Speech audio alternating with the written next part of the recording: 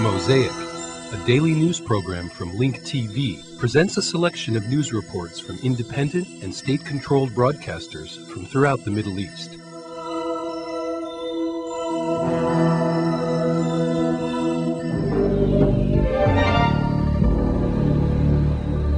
Muqtada Sadr's militia has been surrendering some of their weapons as part of a 5-day disarming agreement.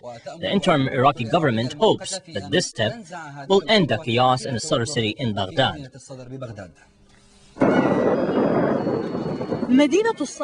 Sadr city has been problematic for the coalition forces, but today the militia is willingly disarming, thus turning a new page and seeking political integration and steering away from the battlefields. Starting today, a disarmament agreement was reached between the Iraqi government and Muqtada al-Sadr's militia, requiring them to surrender their medium and heavy weapons within 5 days. Afterward, the Iraqi forces will conduct detailed search campaigns to ensure that the city is completely free of weapons. We're complying with the religious authorities' decision, and we are handing over our weapons. In return, Muqtada al-Sadr's militia will be allowed to enter the political arena, and all the detainees will be released. In addition, the Iraqi government will be allocating special funds to rebuild the city.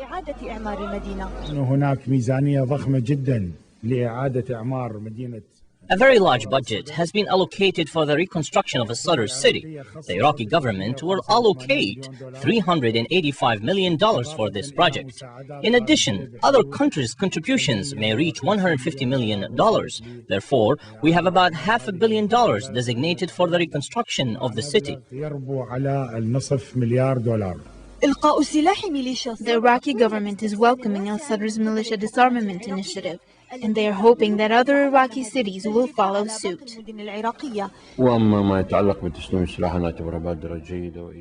The decision to hand over weapons is a positive and a good initiative. I hope that it will gain political respect and that Sadr's militia would participate in the political process. I believe that would be the right thing to do. I also hope that the situation in Fallujah will end and that they would follow in the same direction.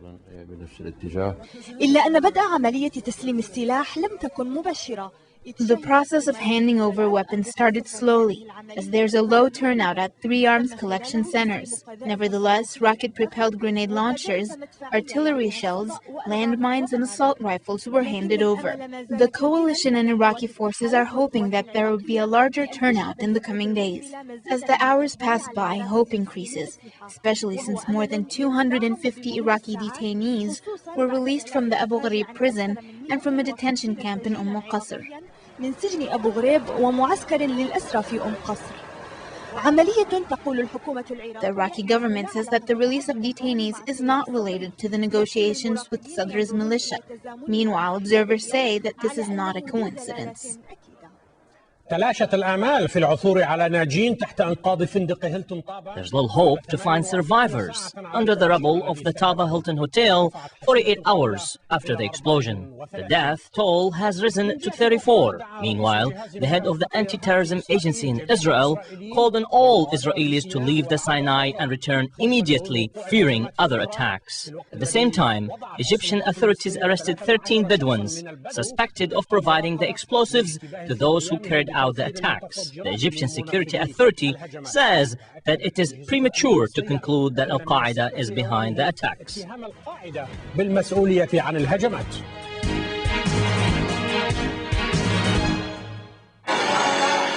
In a display of Israeli and Egyptian cooperation, rescue workers from both sides worked together at the explosion site of the Hilton Hotel at the Taba Tourist Resort on the border between Egypt and Israel. The cooperation came as Israeli civilian and military rescue teams worked on Egyptian soil, in addition to a visit to the explosion site by Avi Dichter, the director of the domestic anti-terrorism agency, Shin Bet. We are still working. It is difficult to remove the rubble. We're looking for people. Hopefully, we'll find some people still alive. The number of those killed, many of them Israelis, will likely rise. It is believed that there are 30 additional people under the rubble. Thus, body recovery operations continue. 2 Russians were confirmed killed in the explosion. In addition, 12 other Russians and 2 Italians are among the missing. The Egyptian authorities allowed us to transport blood samples from a group of bodies to the Israeli Medical Institute. We began DNA testing to learn more. Meanwhile, Egyptian-Israeli cooperation in Taba was also demonstrated by Israeli authorities, praising the Egyptian government for its cooperation for placing no restrictions on the search and rescue operations for the killed and wounded. However, this took place after the explosions, during communications between Israeli Prime Minister Ariel Sharon and Egyptian President Hosni Mubarak. Afterwards, they agreed to strengthen cooperation between them in what is called fighting terrorism. The cooperation between the Israeli government and the Egyptian government has been excellent. We have gotten the full cooperation we hoped for from the Egyptian authorities. We have absolutely no criticism or anything bad to say. However, the cooperation between Israelis and Egyptians on the ground do not reflect their differences of opinion about who were behind the attacks. The Israelis are initially saying that those who carried out the attacks were loyal to Al-Qaeda organization, insinuating the possibility that an Egyptian Islamic group helped the organization. However, Egyptian investigators have a different view of who may be responsible, confirming that at this point they do not exclude any possibilities. Egyptian security authorities arrested some Bedouins who are suspected of helping to carry out these attacks. The attacks in the Sinai came only 1 month after Israel's domestic anti-terror agency, connected to Sharon's office, warned on September 9th that Israelis should avoid going to the Sinai, Kashmir, and South Thailand based on information about the possibility of attacks in these areas. Israeli ministers criticized the warning by the security agency because, in their opinion, the agency did not prohibit visits to the Sinai, especially since this Egyptian area draws tens of thousands of Israelis every year. Obviously, what may be the most damaged by these explosions is the tourist industry in Egypt, which suffered in the 90s during an unstable period due to terrorist attacks carried out by armed groups. Every time the tourist industry comes back to life, it takes a hard blow like what happened in 1997, when it lost its momentum for years before being revived only to be hit again. However, this time it happened in the Sinai after a number of countries warned its citizens against traveling there.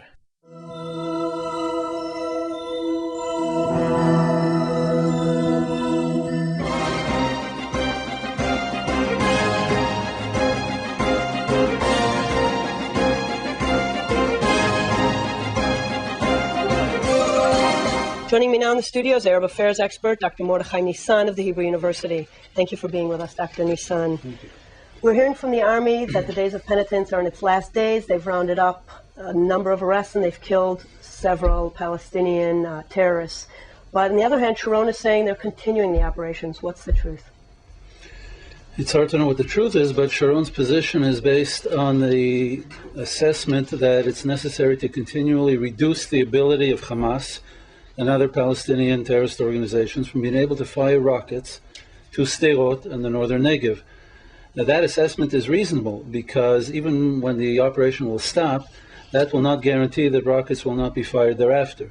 So from a simple kind of arithmetic calculation, the greater that Israel is able to deny the Palestinians now the capability to fire rockets, the weaker that the terrorist infrastructures become, presumably the greater security that we could enjoy in the northern Negev and Sderot. But all of this is relative.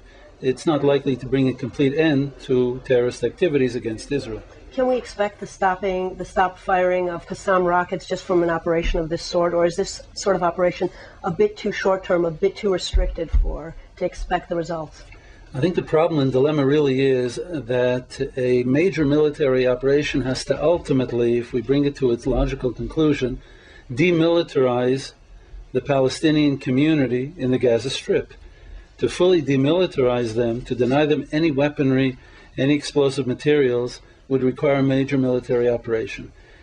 And on the other hand, in terms of the dilemma, there's no political solution because Hamas is not a party which is willing to negotiate and make any kind of deal with Israel in order to end its activities against Israel. So therefore, I think we're forced to realize in this situation that the Palestinians are willing to endure tremendous loss and suffering in terms of Israel's military campaign operation in Gaza. They've lost 100 Hamas terrorists. Correct, but the political culture of the Palestinian community and the Islamic fervor of the Palestinian community are such that that doesn't in any way eliminate their will to continue the war against Israel, which sounds like there's no military solution. The only military solution there can be, I repeat, is really a complete denial of the implications of Oslo, meaning Oslo armed the Palestinians, to de-Oslo the Palestinian communities, to deny them any possession of weapons, and that's a major military question. Egypt has promised to tighten security around the border. Will this have any effect on the violence coming from Gaza? Egypt has proven itself to be unreliable and ultimately untrustworthy in closing the border to the smuggling of weapons or explosive materials to the Palestinians in Gaza. Will a change come about in Egyptian policy? We've heard that Egypt might beef up the border in order to prevent smuggling into Rafah, but it's probably not really a question of the military capabilities or policing capabilities of the Egyptians. It's a question of policy. And Egypt has been unwilling to stop the smuggling, and basically because Egypt doesn't want to present itself as contributing to Israeli security by denying the Palestinians the military capability to fight Israel. And therefore the question is if there'll be a change in policy in Egypt. Egypt is caught between wanting to show its Islamic credentials to the world and within Egypt, and yet wanting to show its more reasonable credentials both to Israel and particularly the United States. That bind is something that Egypt hasn't extricated itself from till today. One more question. Will the Sinai bombings increase security cooperation between Egypt and Israel and thus help move along the disengagement plan?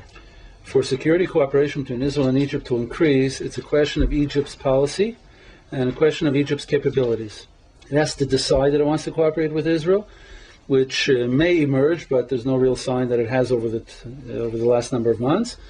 And it's a question of Egypt's capabilities to prevent any terrorist attacks against Israelis in the Sinai. These are very open-ended questions. I wouldn't be hasty in drawing a conclusion this early that Israeli-Egyptian security cooperation will be developed in the near future. Dr. Mordechai Nissan, thank you so much for your insight this evening. Thank you.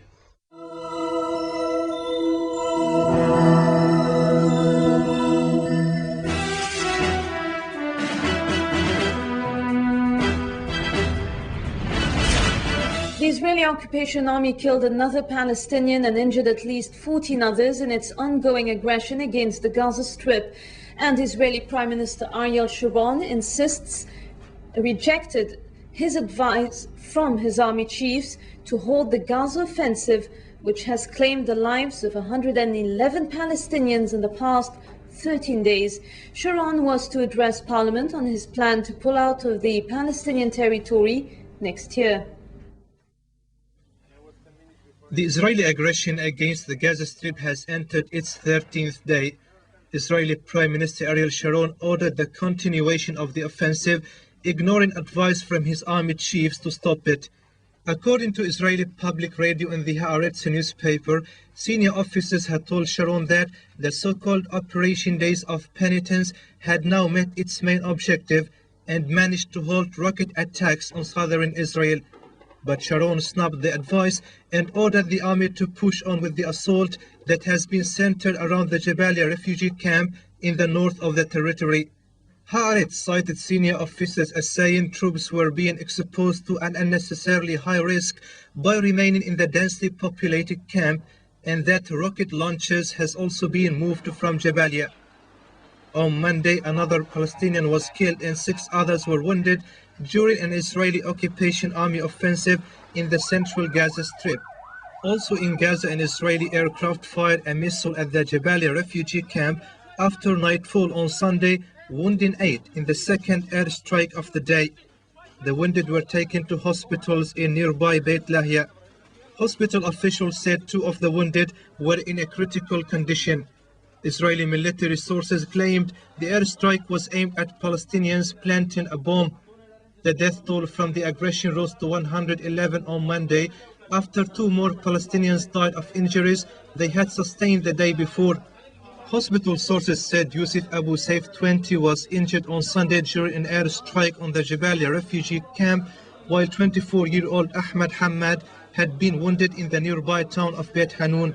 Related to the current offensive on Gaza, Israeli radio said the Israeli army has opened an investigation into the death of 13-year-old Iman al-Homs, who was killed brutally by the occupation soldiers while she was on her way to school.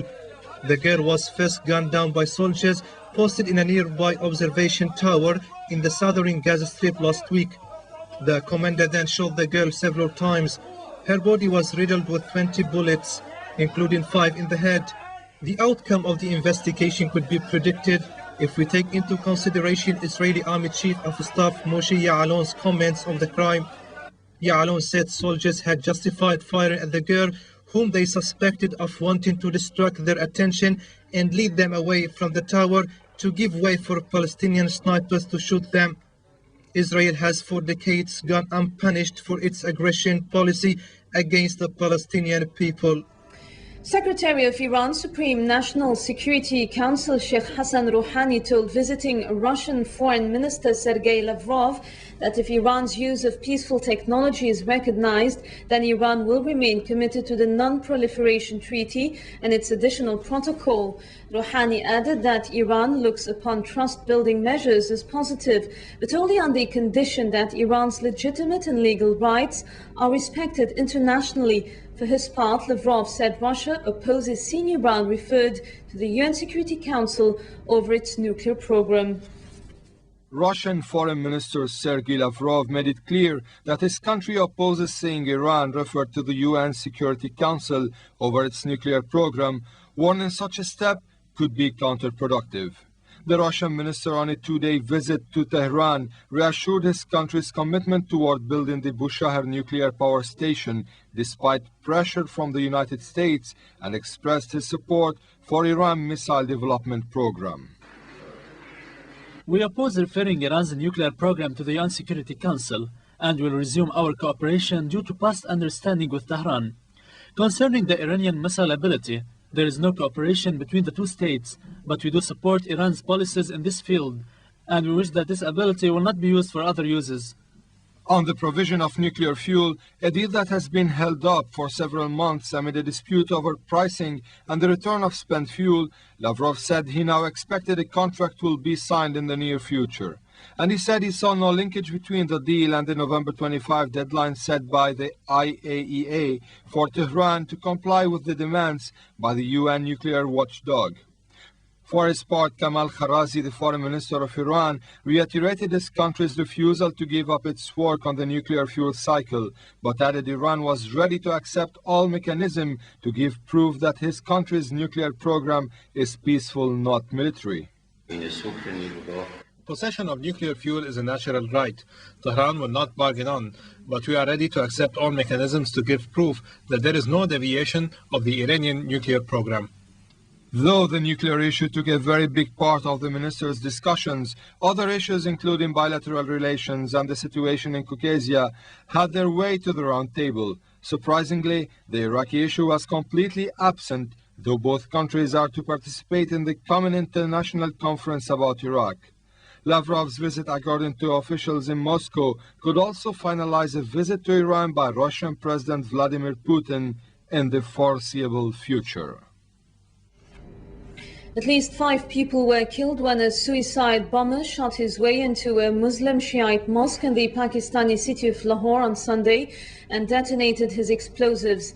An eyewitness stated that a man opened fire on a security guard who tried to stop him entering the mosque, then blew himself up inside. The killings followed 2 deadly attacks on religious gatherings this month, in which more than 70 people have been killed.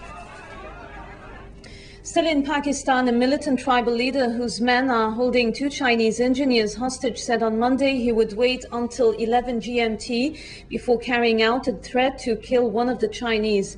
The engineers, along with a Pakistani security guard and a driver, were ambushed on Saturday by gunmen as they traveled to the construction site of a dam in South Waziristan. On Sunday, Pakistan's Interior Minister said negotiations were continuing for the release of the Chinese, while police and a Chinese embassy official said the engineers had been handed over by the kidnappers to tribal elders and were expected to be freed soon. But a senior intelligence official based in Islamabad said the Chinese were being held by Al-Qaeda-linked militants who were threatening to kill them unless authorities released militants arrested by Pakistani security forces in South and North Waziristan and elsewhere. Visiting German Chancellor Gerhard Schroeder held talks with Afghanistan's President Hamid Karzai in Kabul. Schroeder's one-day visit is the first by a Western leader to Afghanistan since its historic presidential elections on Saturday. Karzai on Monday thanked German Schroeder for Germany's help and support to Afghanistan as German leaders hailed Afghanistan's first ever presidential election as an impressive success that put the country firmly on the road to democracy and stability. Meanwhile, UN spokesman Almeida Silva said counting of votes was yet to begin, but the first results could be out this week as the election commission consisting of UN and Afghan officials is preparing to investigate complaints of multiple voting and other irregularities. Election officials prepared Monday to investigate complaints of fraud and irregularities in Afghanistan's historic polls, which passed off peacefully with millions of men and women turning out despite the Taliban threat. 2 observer groups have declared Saturday's vote fair enough for the result to be accepted, and the election management body, which includes United Nations officials, has pledged to hold an inquiry into the compliance. Meanwhile, the election authority, the joint election management body, has said counting would take place as scheduled. After the compliance, the authority had considered postponing the vote, but decided against it. Before ballots were counted, a checking process had to be completed, which included ensuring that the number of ballot papers matches the number of voters counted. With initial results expected within a few days, attention has also turned to the outcome of the unprecedented vote for the president. If, as expected, US-backed interim President Hamid Karzai wins the election, the focus will shift to whether he has a legitimate mandate to rule this fractious country despite the objections of his opponents. The opposition candidates include powerful regional and ethnic leaders, some of whom have large private militias, and UN and Western diplomats are working hard to ensure they accept the result. Most of the 18 candidates stood no chance of winning, but Karzai's main rival Yunus Qanouni, who has the support of powerful Northern Alliance figures, is a key element in the negotiations. Karzai told a news conference Sunday there would be no horse trading if he wins the election, but it is widely expected that Qanouni would be offered a senior position if he accepts the outcome. Qanouni's aide and an election official said intense negotiations were underway in Afghanistan Monday to reach a breakthrough agreement over the disputed election. He said the negotiations involved a possible reopening of some polling stations, and Qanouni's casting his own vote after he boycotted the election Saturday, along with 14 other candidates. Some of the other protesting candidates have already softened their initial call for the election to be scrapped and held again, saying they would bow to the findings of an independent inquiry.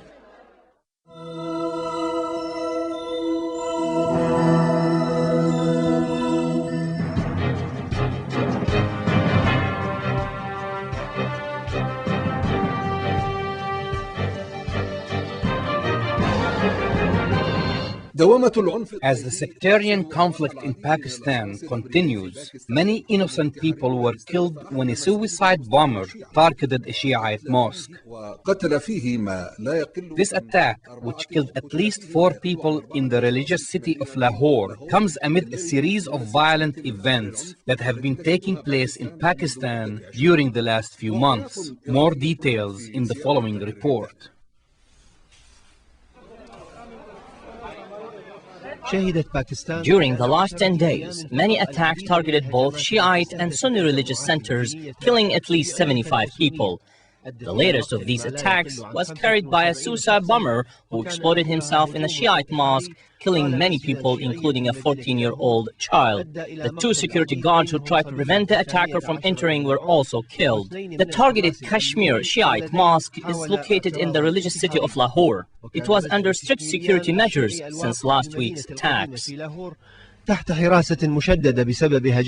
explosion took place while hundreds of worshippers were entering the mosque for evening prayers. This is the 4th attack since last week, which confirms that acts of violence will continue to target both the Shiite and Sunni communities. One should keep in mind that this is happening in a country that Washington expects to play a unique role in the so-called war on terrorism, which may explain why Shiite and Sunni religious figures called on people to practice self-control and avoid jumping to conclusions, especially in the current time. They called on people to consider that some groups may be doing this to further the Americans' agenda in the country. And we are sure that the American government and its agents are behind these attacks, which target innocent people. After unknown individuals assassinated the Sunni religious leader, Jamal Ahmad Khan, in Karachi, one of the Shiite leaders in Pakistan, Hassan Turabi, said that the killing of Jamal is a crime designed to create divisions between different religious sects. A diverse country like Pakistan needs to adopt an effective mechanism of coexistence, because what we have been seeing in Pakistan is a dangerous game that does not serve the interests of the country or any religious sect. These attacks only serve the interests of those who want to create terrorism, not fight it. Former General Abdullah Yusuf Ahmed was elected as the new president of Somalia. The elections were held in the Kenyan capital of Nairobi. Abdullah Yusuf Ahmed won the elections against his opponents after the president of the Somalia interim government, Abdi Qasim Saleh Hassan, withdrew from the elections. After a period of anticipations, the elections booth provided the definitive answer in the 4th Somali elections organized outside the country. The 4th elections were held in the Kenyan capital of Nairobi, and General Abdullah Yusuf Ahmed was elected as the new president of Somalia. The 275 members of the temporary parliament voted unanimously for him. He won with a majority of 185 votes. His opponent, Abdullah Ahmed Abdu, won 75 votes. فيما عارضه 75 اقترعوا لصالح منافسه. Abdu is the former Minister of Finance and has the support of the neighboring country, Ethiopia. He acknowledged his defeat and vowed to support the new elected government. للحكومة الانتقالية الجديدة.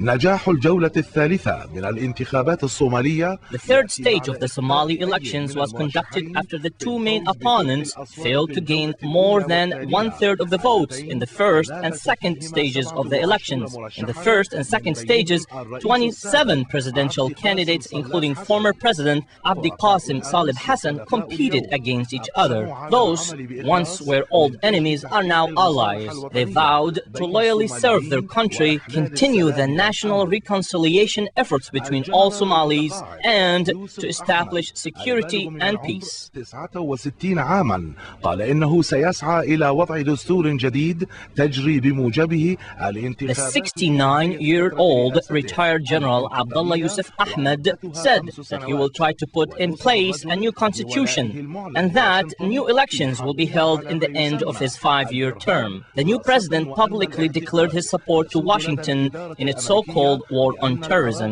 This is important for the United States administration because it believes that Somalia could be used as a safe haven for Al-Qaeda if the ongoing chaos in the country is not ended.